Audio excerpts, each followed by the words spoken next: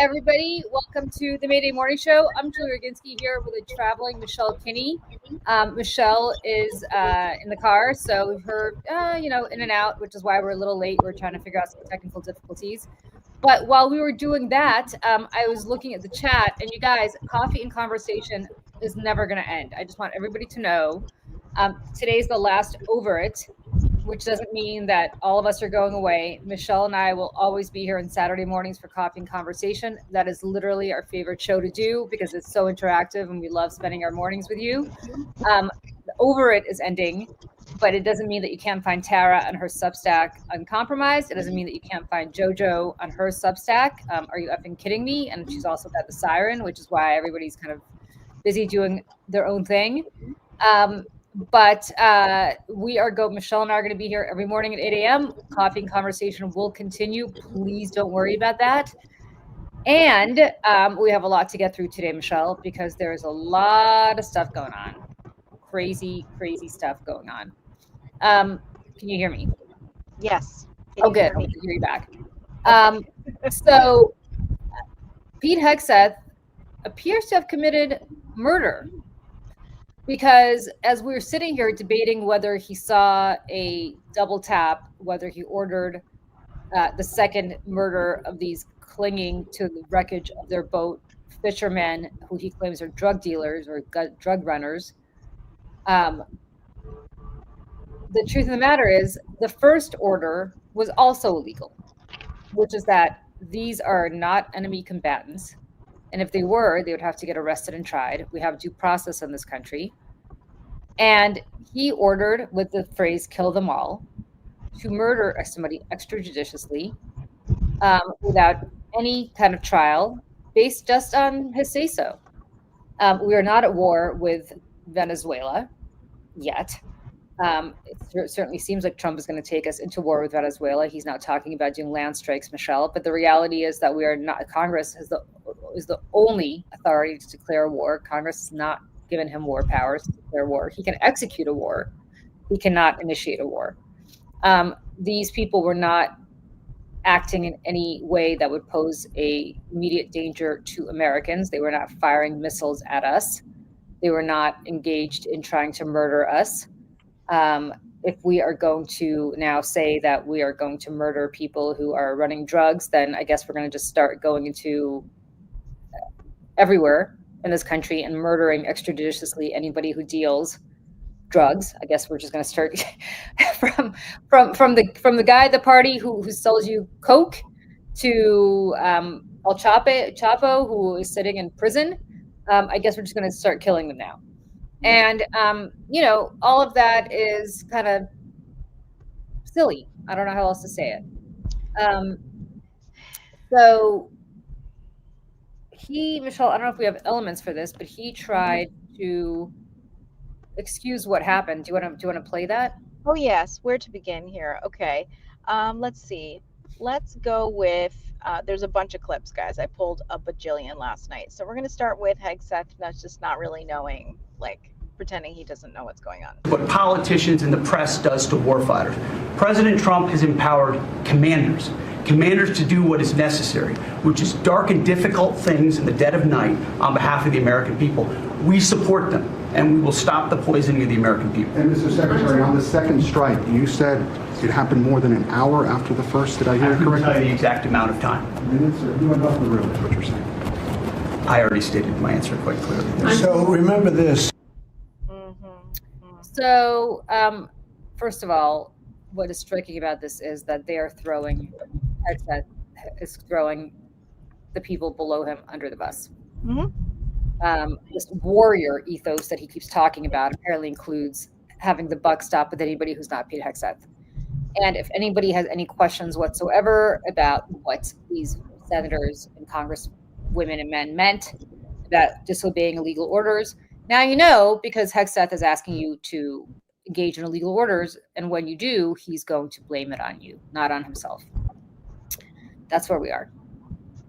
This guy needs to be tried and convicted. He spent a lot of time in prison because he is a murderer, and he is now passing the buck like a good mafia boss to his underlings. Mm-hmm. He's Oh not even. yes. He's not. It's absurd. It is absurd. And then, of course, the thing is about Pete Hegseth is that he doesn't really seem to, well, much like the sort of toxic I will never back down kind of ethos of the Trump administration and like all of the Republicans and the manosphere. You can't admit that you've made a mistake. You can't admit maybe that you are unclear about something. It's like, no, we win, we're great all the time. And so obviously when anyone questions any of that, they get their heads taken off. Let me make sure this is the right clip here, but I believe this is a reporter asking about the second strike with those survivors, and then he goes off about fog of war and how members of the press don't know what they're talking about. From Santa. Those are not Christmas gifts from Santa. This is drugs running on motor fast boats or submarines that we've also struck. No one's fishing on a submarine. And I have empowered them to make that call. Now, the first couple of strikes, as any leader would want, you want to own that responsibility. So I said, I'm going to be the one to make the call after getting all the information and make sure it's the right strike. That was September 2nd. There's a lot of intelligence that goes into that, building that case and understanding that. A lot of people providing information. I watched that first strike live. As you can imagine, at the Department of War, we got a lot of things to do. So I didn't stick around for the hour and 2 hours, whatever, where all the sensitive site exploitation digitally occurs. So I moved on to my next meeting. A couple of hours later, I learned that commander had made which he had the complete authority to do, and by the way, Admiral Bradley made the correct decision to ultimately sink the boat and eliminate the threat. He sunk the boat, and eliminated the threat. And it was the right call. We have his back, and the American people are safer because narco-terrorists know you can't bring drugs through the water and eventually on land if necessary to the American people. We will eliminate that threat, and we're proud to do it. So you didn't see any survivors, to be clear, after that first strike? You personally? I did not personally see survivors, but I stand, because the thing was on fire. It was exploded and fire is smoke. You can't see anything. You got digital. This is called the fog of war. This is what you in the press don't understand.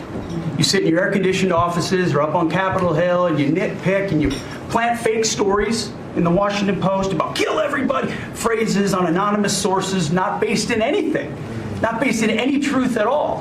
And then you want to throw out really irresponsible terms about American heroes. All right. Where to begin? First of all, he just contradicted himself because he said we had to destroy that boat. We had to do that second hit to destroy the threat.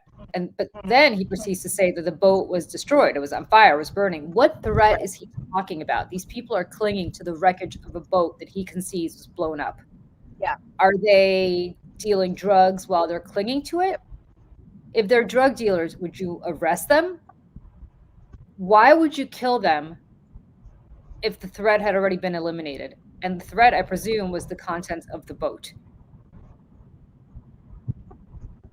And can you imagine? He's not even smart enough to lie well. The department. Sorry, go ahead. Correct. And no, sorry. I don't know if there's my signal's bad. I apologize. But the fact that he also uses the excuse that he was busy, that he was too busy to sit around and watch the rest of and then he's like 2 hours later, they did the strike, the second strike, and he's like, we did the first one, and then 2 hours later, something happened. Like they really are very bad at lying. For a man who's cheated on a lot of wives, like he's very bad at picking up lies and covering his tracks. Because I mean, what's so arrogant about this is, like, if you got busted doing this, you would have the timeline down really well. He doesn't even bother. Because the timeline is there was a threat, we had to eliminate it, and the boat was exploded, and then we had to eliminate the threat by doing the double tap. What threat? Right. What threat? Right. And Lieutenant Colonel Urso, who's been on our show. Oh, sorry. Go ahead. No, go ahead. So I think we just have a little bit of a delay. Go ahead. Oh no, I apologize. No, she talked about the imminent threat. Imminent, imminent. They're not pointing missiles at the beaches of Miami and Fort Lauderdale. Like, that's not what's happening here. These are boats, and we don't even know if they are narco boats. And even if they were, it doesn't matter. That this is a Coast Guard jurisdiction, and they certainly shouldn't be, you know, drone struck, and they should be, you know, if they really are breaking laws, then you know, you deal with it that way, not through the United States military.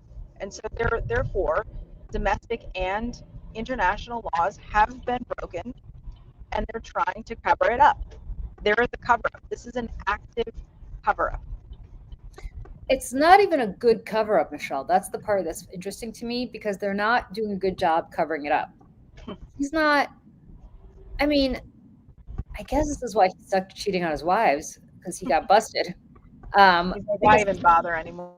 Like, he's not even bothering. And I have to say again, for somebody who's talking about drugs, and for somebody who's talking about people poisoning their bodies with drugs, I have been with Pete Hegseth where he has poisoned his body with alcohol in a massive way. So I will take that shit from somebody else. I'm not going to take it from him. I mean, honestly, you know what? If I said it, somebody who doesn't really drink, and certainly doesn't do drugs, like, you might want to take it a little bit more seriously. But I mean, you know, I don't even drink regular coffee. I drink decaf. Like, I could talk to you about poisoning your body, and I still wouldn't do it. But this idiot poisoned his body every single day with copious amounts of alcohol. And now he's talking about, we have to do something that's poisoning Americans. Really? Well, and I think that the poison, I think the poison has a couple meanings here, right? I think it's the drugs that they're pretending to care about. But also, and this is where the conversation in this, like, performative cabinet meeting veered off into some really, really ugly and dangerous racism towards immigrants, both from Pete Hegseth and from Donald Trump and from others, Kristi Noem, sitting at the table saying, you know, that there are people in this country that don't belong here. We can play that clip in a little bit, Donald Trump talking about that. But let me play another one here. We played The Fog of War, which, by the way, I don't know if you saw, Barbara Starr, a journalist, tweeted about this last night. She's like, I've bit my tongue long enough. And she's like, but I'm going to say it. How dare you? How dare you? When he says, you guys sit in your air-conditioned offices. And she's like, a lot of the people in the White House press corps and other journalists have been in war zones covering international conflicts and war, and died, who suffer from PTSD and other injuries.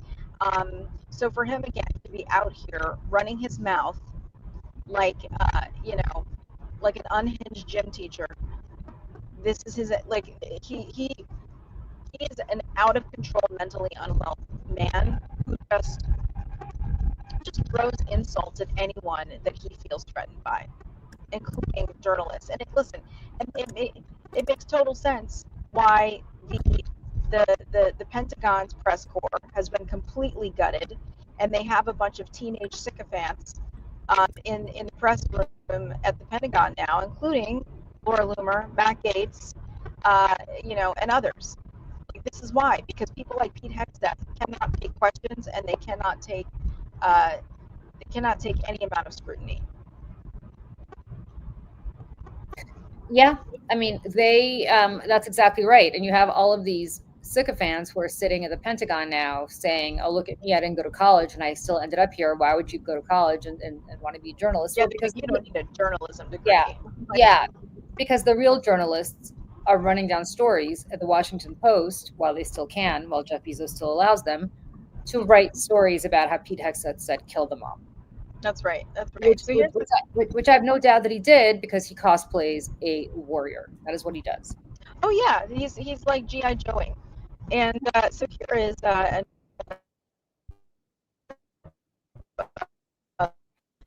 Michelle, you're glitching. And then it's getting after and going after narco terrorists and designated terrorist organizations in our own hemisphere.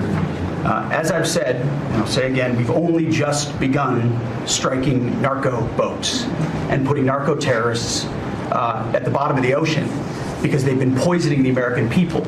And Joe Biden tried to approach it with kid gloves. And allowed them to come across the border, cartels take over community, 20 million people, hundreds of thousands of Americans poisoned. And President Trump said, no, we're taking the gloves off. We're taking the fight to these designated terror organizations. And it's exactly what we're doing. So we're stopping the drugs, we're striking the boats, we're defeating narco terrorists, and we're standing. And you may say one thing, that drugs coming in through the sea by sea are down 91%. And I don't know who the 9% is. I'm not sure either, sir. But down 91% by sea.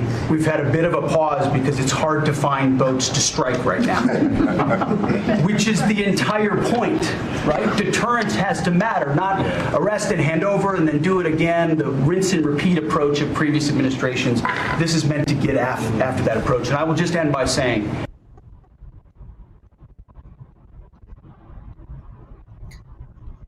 Look, I want to be really clear here.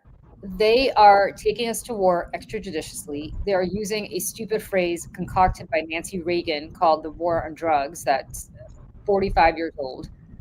That was a slogan, and pretending it's a real war because they are cosplaying warriors, much like they're cosplaying a war. Do we have a drug problem in this country? Sure. Are we going to get rid of it by blowing up a few boats in Venezuela or even invading Venezuela? Of course not, because that's not where the drugs come from. Most of the drugs come through Mexico. The fentanyl is made in China, it is processed in Mexico, and then it's sold here. So, Coke is not what's killing people. Fentanyl is what's killing people.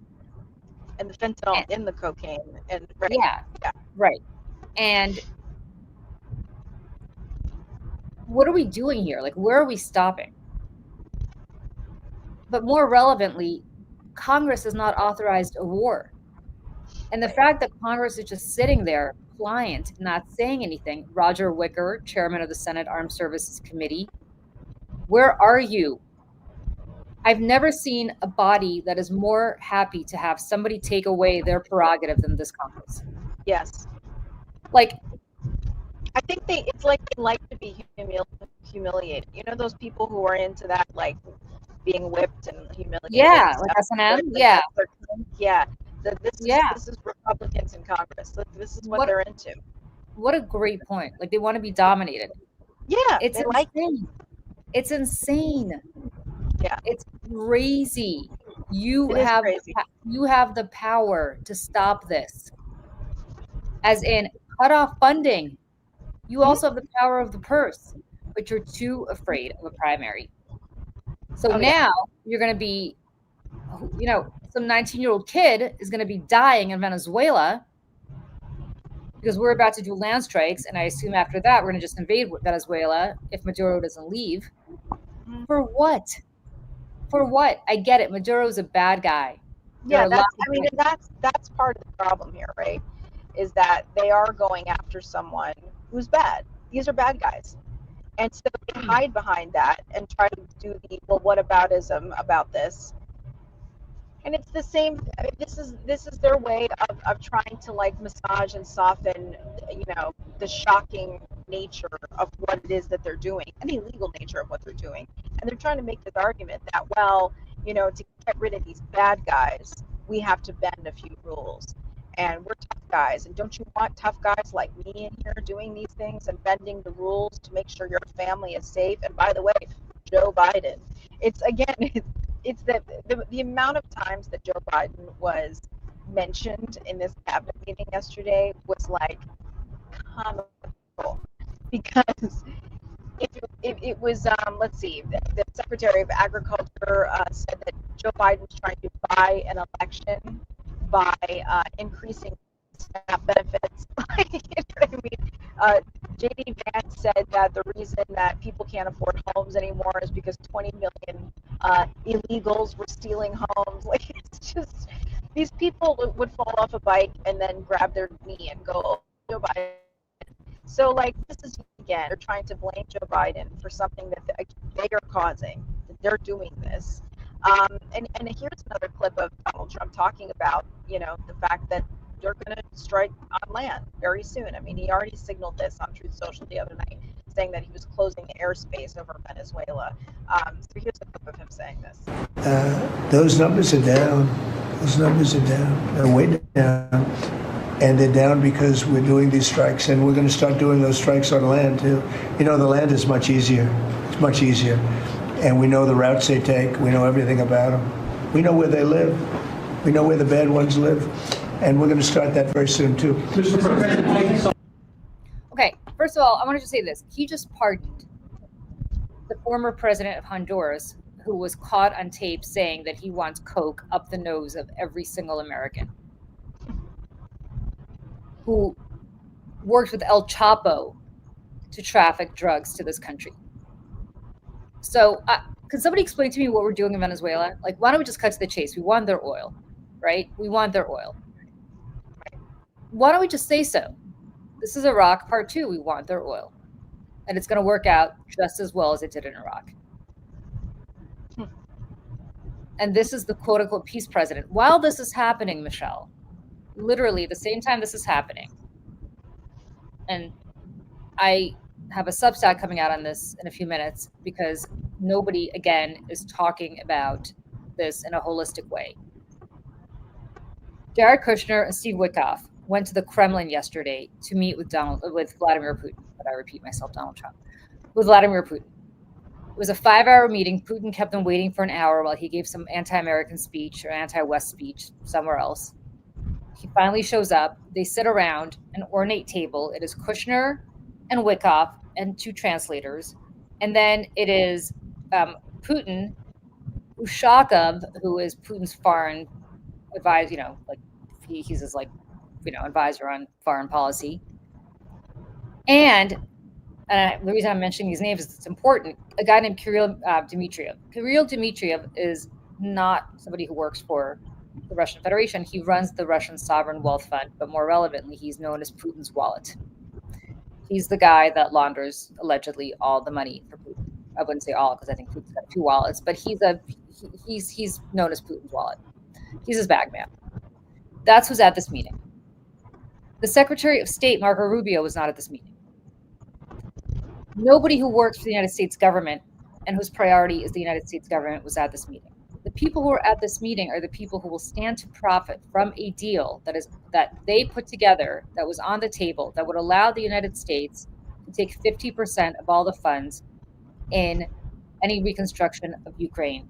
That they would take frozen Russian assets and the United States would get 50% of those funds in exchange for giving up Ukrainian territory to the Russians, making sure Ukraine never joins NATO, preventing Ukraine from sending any missiles to Moscow and St. Petersburg while allowing Russia to continue to send missiles to Kiev.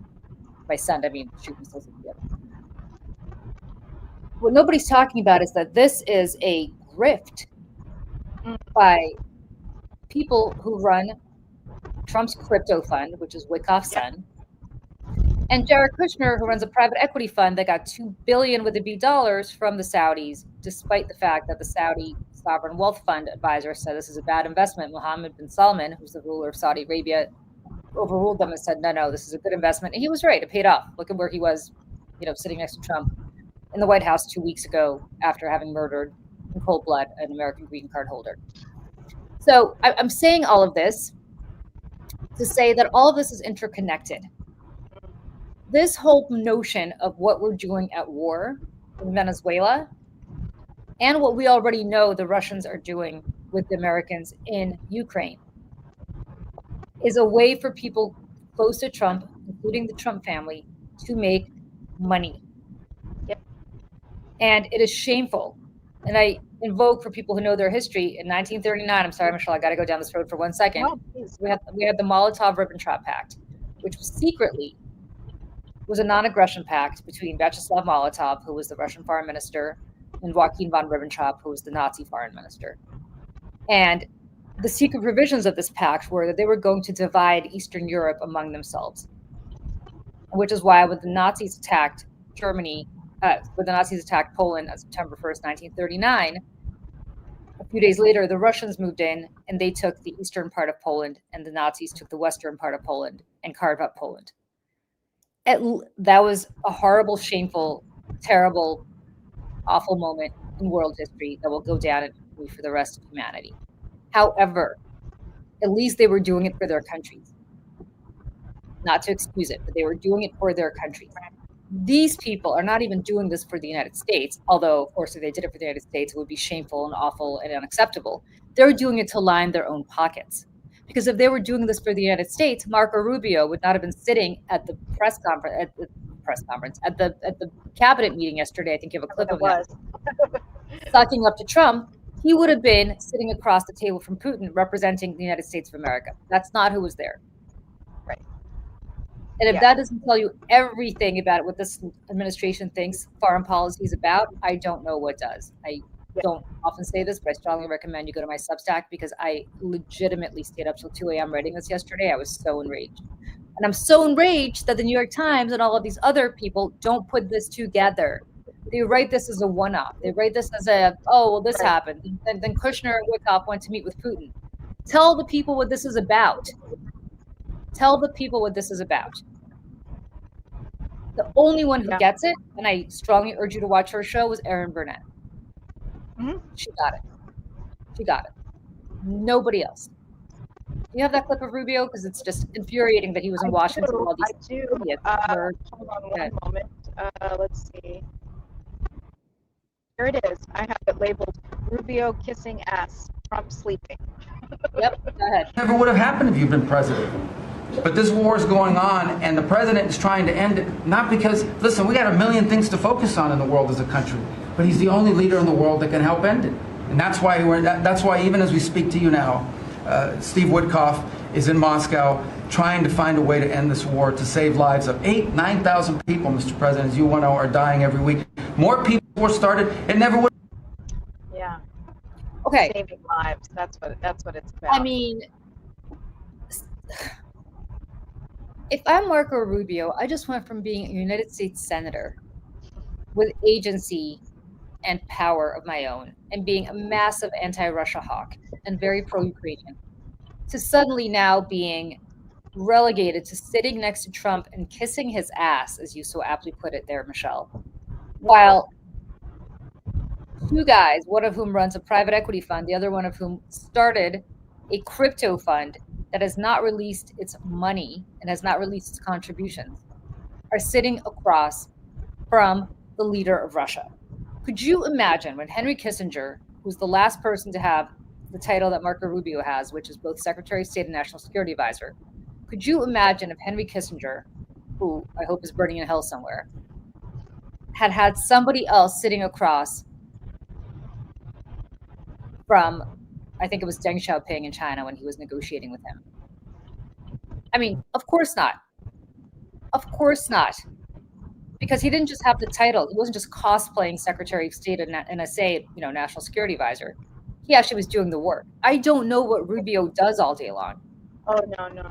I don't think a lot of them do a whole lot of anything, honestly. And that includes J.D. Vance. I don't think any of them do anything. I think they just kind of like walk around and move around a bunch of hot air and then go see how they can make money. Truly. Or try to figure out their next moves. This is all power play and money play. The entire administration. That's all this is. That's all this is. And let me see what else I have here, because here is Trump even talking about our allies in this meeting, and says, I'm not going to say their names, but let me play this. Countries that were ripping us off, including allies, but they were ripping us off for years. I won't use the names. I won't mention Japan.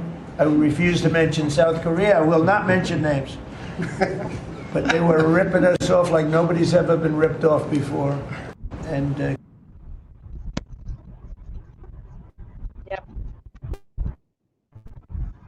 Yep.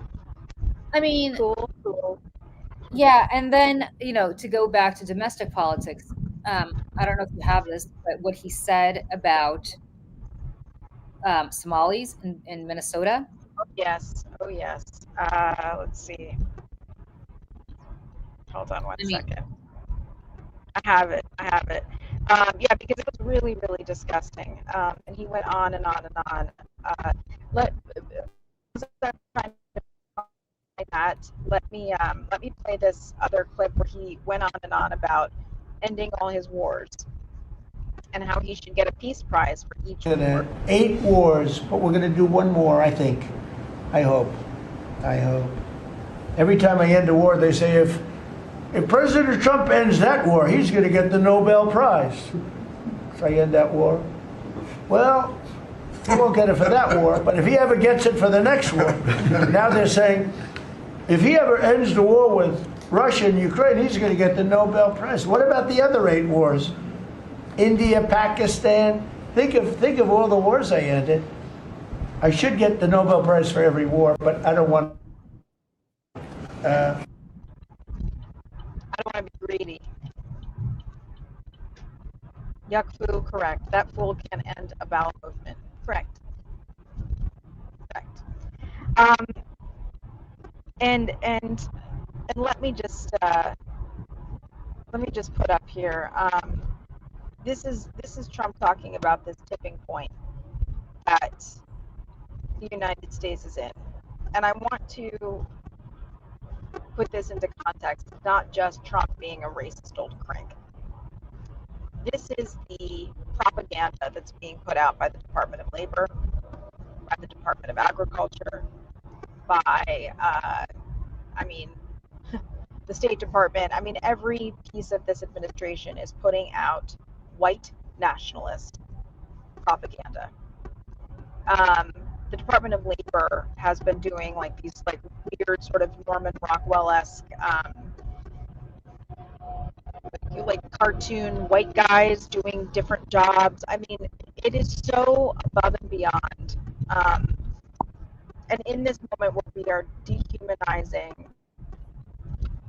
immigrants, specifically now Somalians, when Donald Trump is talking about targeting a specific member of Congress who happens to be an immigrant from Somalia, Ilhan Omar, however you feel about her points of view, that does not matter. He is talking openly about deporting her. So with all of that said, let's watch this. I hear they ripped off Somalians, ripped off that.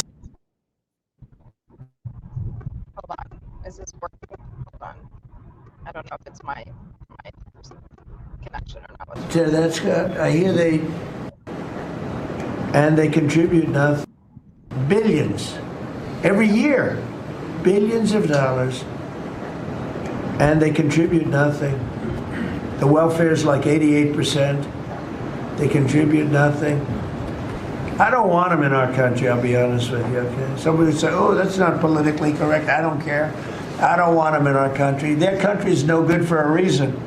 Their country stinks, and we don't want them in our country. I could say that about other countries, too.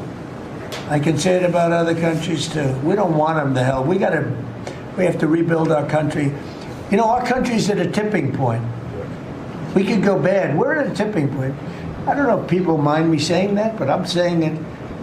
We could go one way or the other, and we're going to go the wrong way if we keep taking in garbage into our country. Ilhan Omar is garbage. She's garbage. Her friends are garbage. These aren't people that work. These aren't people that say, let's go, come on, let's make this place great. These are people that do nothing but complain. They complain. And from where they came from, they got nothing. They came from paradise, and they said, this isn't paradise. But when they come from hell, and they complain, and do nothing but bitch, we don't want them in our country. Let them go back to where they came from and fix it. Thank you very much, everybody.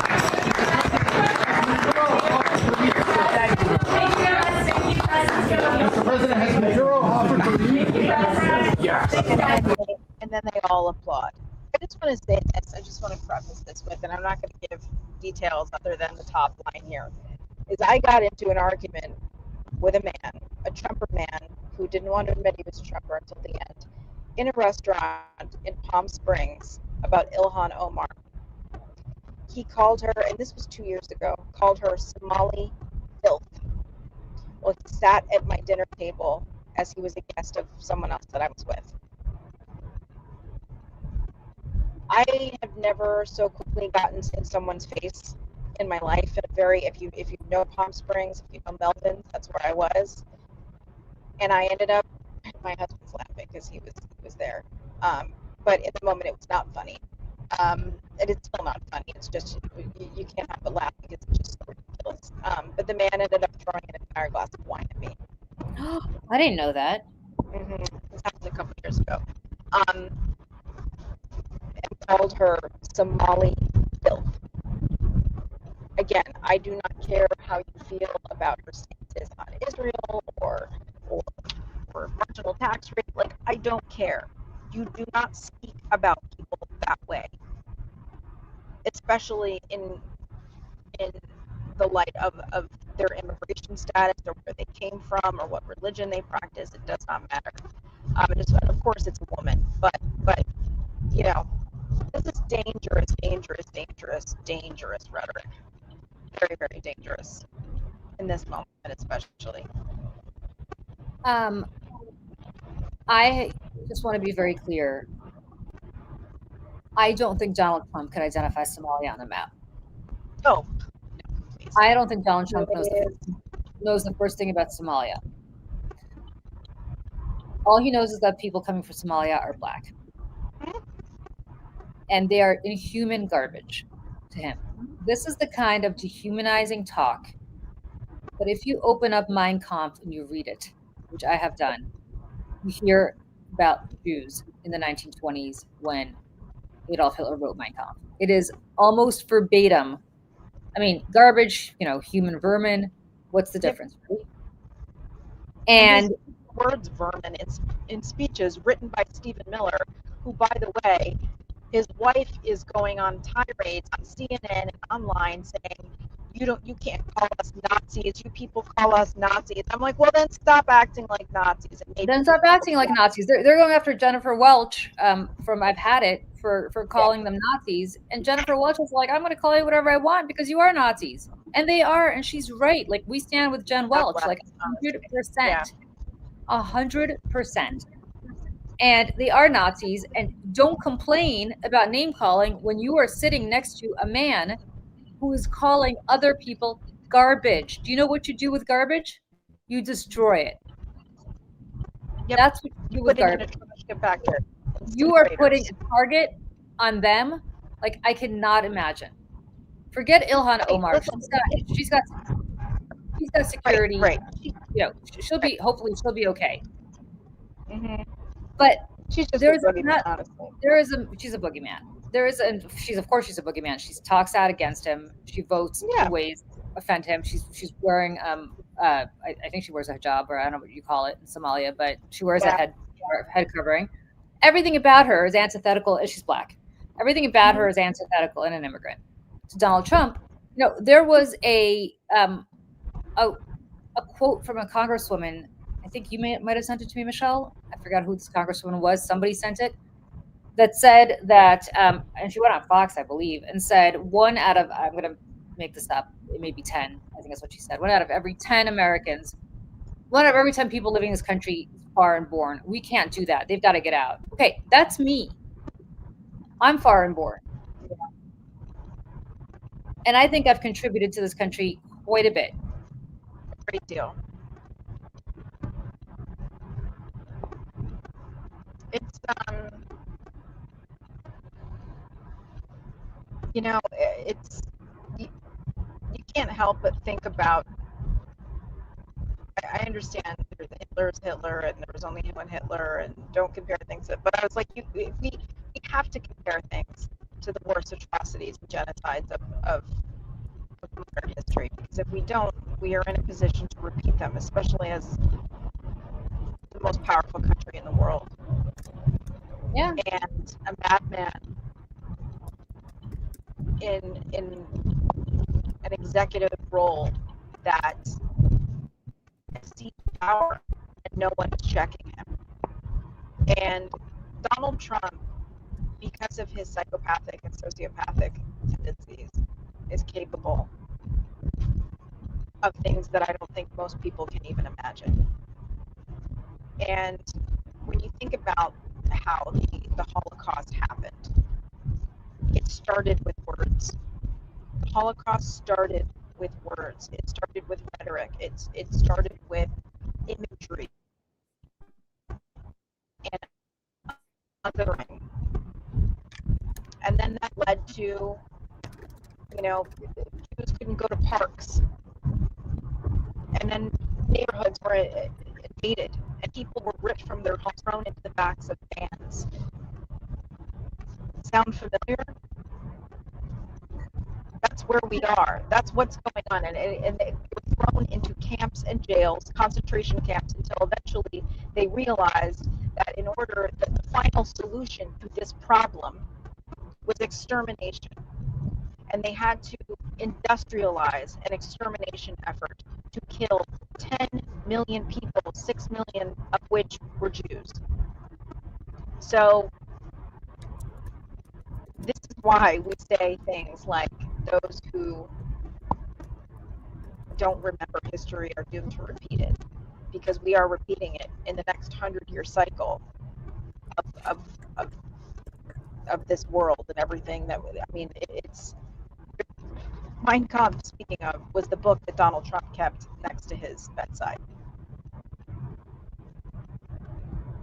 You know? I mean, I don't understand as a human being. Look, let me say this. I know that empathy is a dirty word in MAGA world, as Charlie Kirk once said. But it's not a dirty word to me. And I think that is the fundamental difference between us and them, right?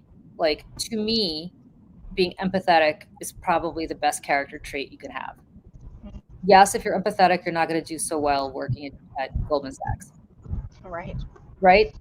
Yes, if you're empathetic. Or in politics, honestly. Or in politics, right? But there are politicians out there. There really are.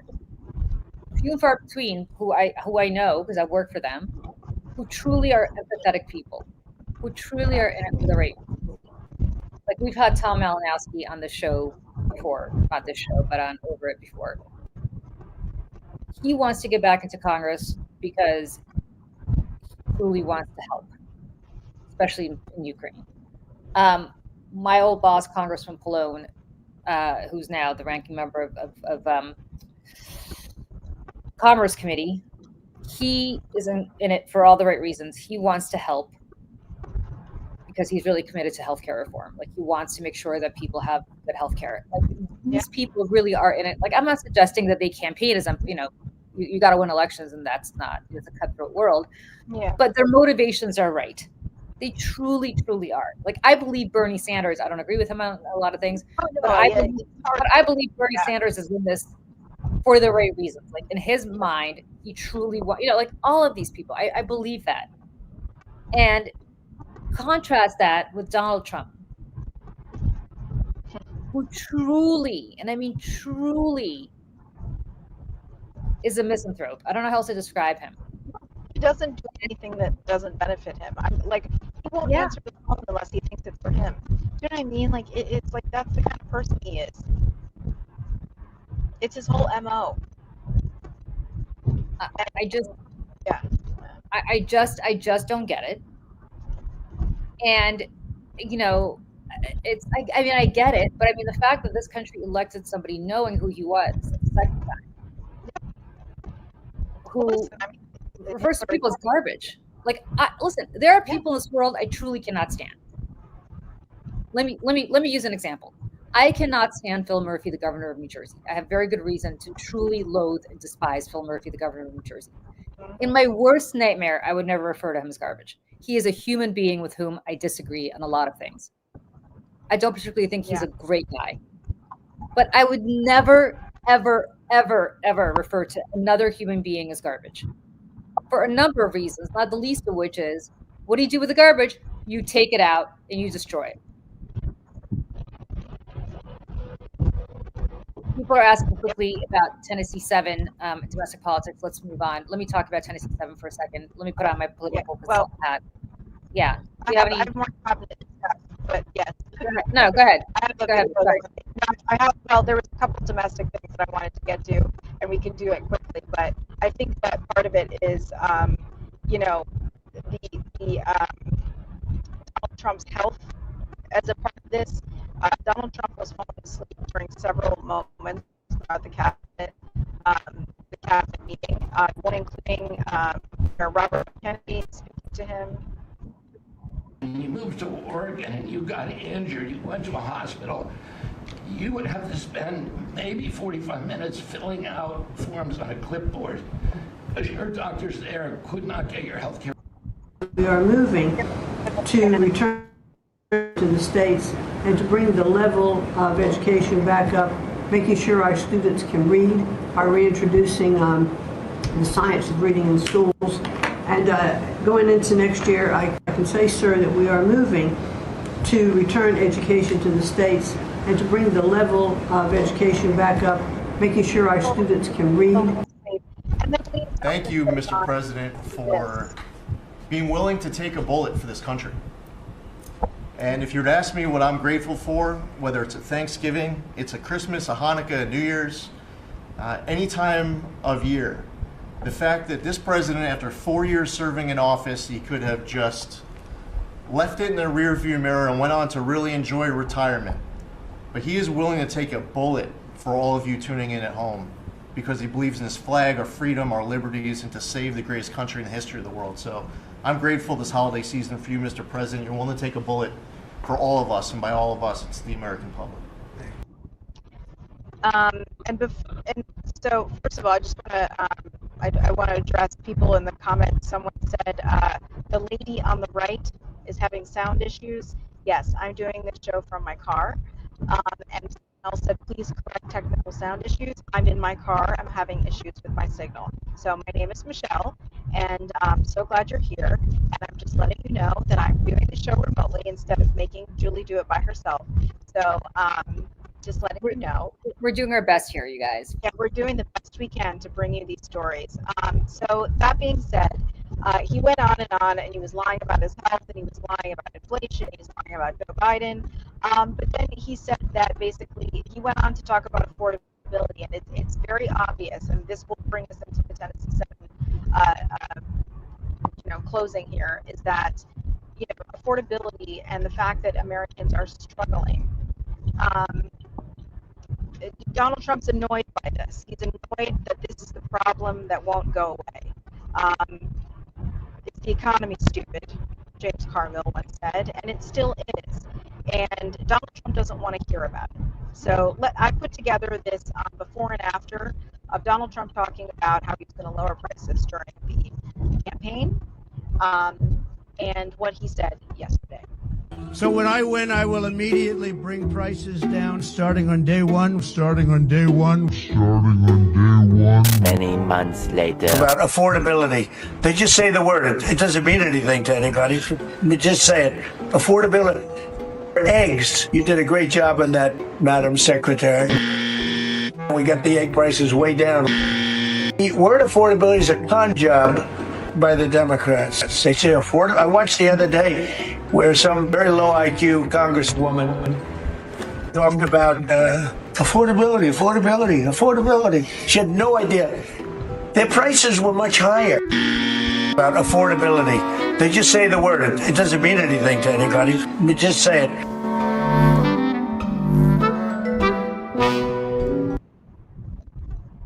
Michelle's so good. You're so good.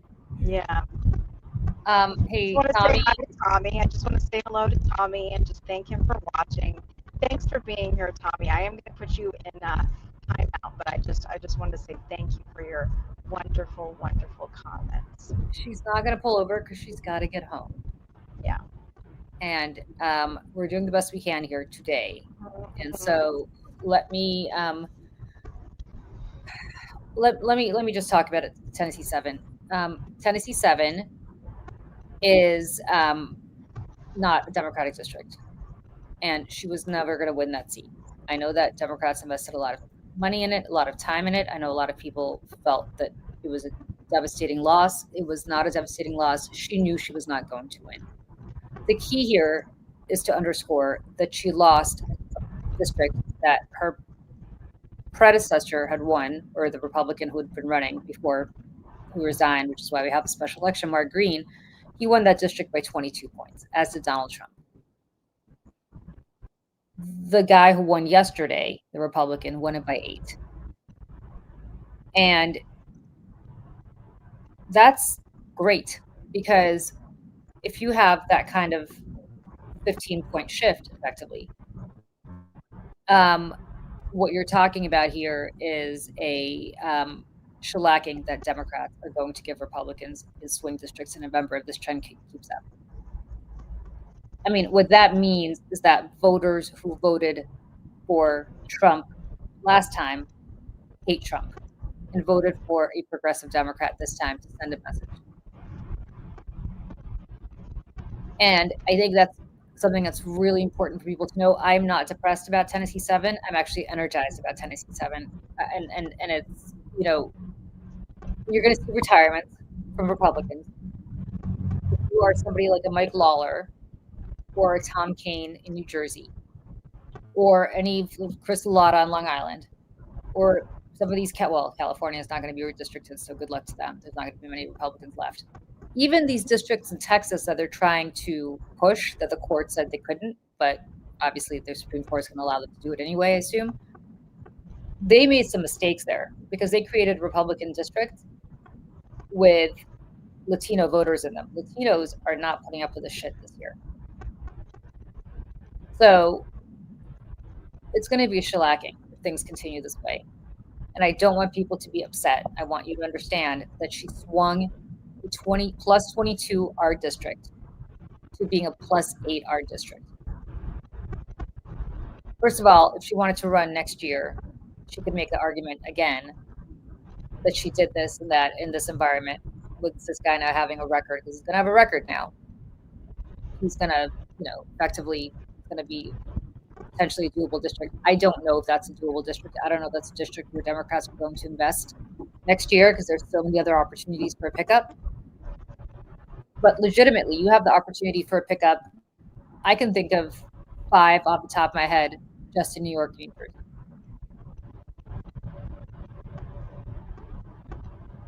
So, think about this. Democrats won New Jersey and Virginia this year by a landslide. And that's not, listen, they had great candidates. Carroll was a really good candidate, as was Abigail Spanberger, but that wasn't just about them. That was about a reaction to Trump. You had Democrats breaking the supermajority in Mississippi. You had Democrats winning 3 statewide, state-level elections in Georgia for the first time in 22 years. You had a landslide referendum in California that people were concerned about to change their electoral map, to have partisan gerrymandering and redistricting. It's been a good year. And you had Afton Bain swing a plus 22 R district to a plus 8 R district. So please don't be upset and please don't be depressed. And I don't know her, but I don't think she is. I think Democrats accomplished what they set out to accomplish in that district. I mean, they literally, and Kevin, you're absolutely right. Kevin nails it. They had to throw the kitchen sink at this just to get a Republican across the line in a blue red district. You had the President of the United States coming in and doing a town hall rally. You had Donald Trump Jr. begging people. Now, look, a win's a win is a win. I mean, Mike Johnson's having a good day today. He gets another member. But it's going to be tough. And listen, Marjorie Taylor Greene is retiring in January. There's going to be a special election for that seat. They're going to throw the kitchen sink at that one also, even though and the people shouldn't expect whoever is that's very Republican. But they're going to have to fight hard to defend it. Yep. I just want people to take heart from what happened in Tennessee yesterday. And I'm not, you guys know me, I'm not a Pollyanna about this stuff. I thought this was a loss. I would I'm telling you, this was a win for the Democrats. It really was. Oh, He yeah. did not win, but it was a win for the larger point of what's going to happen in September. If this keeps up, it's going to be a bigger wave than 2018 ever was. Yeah, and the gerrymandering plan, I think, is backfiring on them as well, and it's going to take a lot for them, I think, to try and rig this if the win is as big as we think it's going to be. And I think that because I haven't watched TV, I haven't been listening or reading it. Obviously, I'm traveling. I haven't seen what the Republicans were saying today, this morning. But whatever they're saying on TV, I'm sure, is in direct contrast to whatever has been said in closed doors, or behind closed doors, rather. They're freaking out. And I think we're probably going to see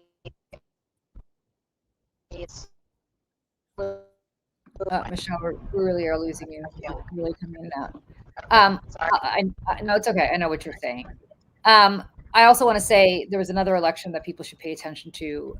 The Jersey City mayor's race happened last night as well. It was a runoff.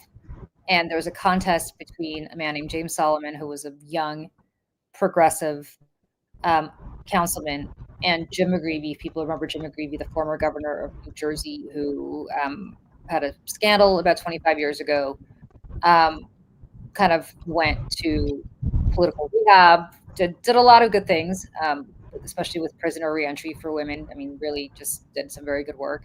And then tried to come back yesterday and run for mayor of Jersey City. And the entire Democratic old school party boss establishment got behind Jim McGreevey, and the progressives in Jersey City got behind James Solomon, and James Solomon, Jim McGreevey in the runoff. It was not even close. It was a landslide. And the only reason, it was very similar to Cuomo and Mondani, not that either McGreevey certainly did not have Cuomo's problems at all. I don't want to compare him morally to Cuomo because there's no comparison. McGreevey actually is a very different person and has had a lot of self-awareness, and he's a good man. And Solomon certainly does not have the Mondani energy, but it was the same kind of phenomenon where you had the old guard being swept away. And I think what this means is this is a change for the Democratic Party everywhere, that I think and I said this, that we were going to have our Tea Party moment. It wasn't going to be dirty the way the Tea Party was. It wasn't going to be sponsored by corporate interests the way the Tea Party was. It was a total Koch brothers production. But it was another sign that the old guard is going to lose. Like, Chuck Schumer is not going to be the senator from New York after this term. He's just not. And I think ultimately this is a good thing. I mean, this is a new generation of leaders coming up and taking power. Jersey City is a very important city. It is right across the river from New York. A lot of financial, including Goldman Sachs, I think, no longer, but a lot of them built facilities in Jersey City. It's the second largest city in New Jersey, growing. It's basically the sixth borough of New York. It's an incredible place. And it didn't get the attention the New York mayor's race did, but in some ways it should have, because it portended the future for this party. And I want people to also think about that too. There are lessons to be learned from this as well. Very much so. And shout out to our friend Eric Cook, friend of the show. He was on with us on election day, talking about his candidate, and that just happens to be his candidate who won. And I think he predicted accurately on our show, saying he's like, "We're going to win," and they did. So congratulations to them and their campaign also. Yeah. So there's a lot of interesting stuff happening kind of below the radar of what the headlines show. Like, yes, Afton Bain lost, but it's really a win. It really is. Yes, Jersey City is not something that people around the country paid attention to, but they should, because it really does portend what's happening. You had legislative races in New Jersey below the Mikey Sherrill factor that showed the future too, which is you had a lot of, including friend of the show, Katie Brennan. She won her primary against the establishment. She's now going to the legislature owing nothing to anybody. So, you know, there is opportunity for Democrats. We are having finally, I think, a come to Jesus with our own party about what has gone wrong. And it's not top down, it's a bottom up revolution, which I think is fantastic. Fantastic. And I want to just say, all of these people, they didn't rely on their consultants. They did, they all had consultants, obviously, but they didn't rely on like, well, the poll says this, we've got to do that. And like, there's a lot of interesting stuff happening that people should pay attention to. Yeah. So, okay. On that note, anything else, Michelle? No, I'm afraid to keep talking because I know my signal, so I'm letting you talk. All right. Well, okay. We are going to sign off because I miss Michelle, and I don't want to do this show without Michelle. Michelle's having problems with her signal. So why don't we say this? We're going to be back. Are you going to be back to do the show from home today at noon, Michelle? Half and half. Half and half. Half and half. Okay. My arrival is 12:21. So we're going to figure it out. All right. So we'll figure it out. So we'll see you at 12 for the very last over today. And then we will see you guys tomorrow at 8 a.m. Eastern. Then I will see you with Olga Latman right back here at Mayday at 11 to talk about this Russia travesty some more in more detail. Tomorrow is Thursday, right? And then we will see you at 11 o'clock with Jeff Jarvis, who I think is going to be able to do it. He is in Austria, I think. So I think he's going to try to do it from Austria. And so and then of course we'll see you on Coffee Conversation on Saturdays. So thank you guys for tuning in. Michelle, safe drive. Michelle did the Lord's work by loading up all of these incredible clips. We have more that maybe we could save for over it. But thank you for doing all of that, Michelle. You are amazing. And thank you for putting together that awesome video. Bye, everybody. We'll see you soon. Bye.